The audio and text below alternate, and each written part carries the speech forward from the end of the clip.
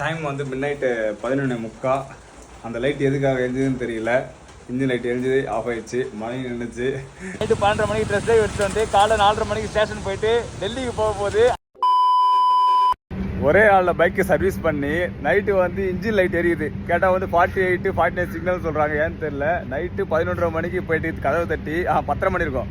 10:30 மணிக்கு வந்து 3 கதவை தட்டி ஆட்டோமொபைல்ஸில் வந்து அந்த கூலண்ட் ஆயில் சென்சாரையும் அதுக்கப்புறம் வந்து ஏதோ ஒரு 2 ஆயில் முக்கியமானதான் வாங்கிட்டு அதை போட்டு பார்த்தா அப்பயும் பிரச்சனை சால்வ் ஆகலை. என்னன்னே தெரியல.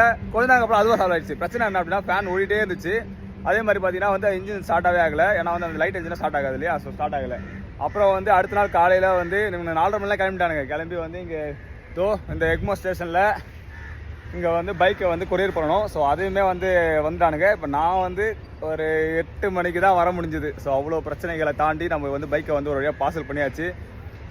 ட்ரிப்போட ஸ்டார்டிங்லேயே வேறு லெவலில் இருக்குது. ஸோ ட்ரிப் வரணும்னு சொல்லிட்டு ஒரு அனௌன்ஸ்மெண்ட் தான் பண்ணேன். அதுக்கே வந்து வேறு லெவல் சம்பவம் நடந்துச்சு.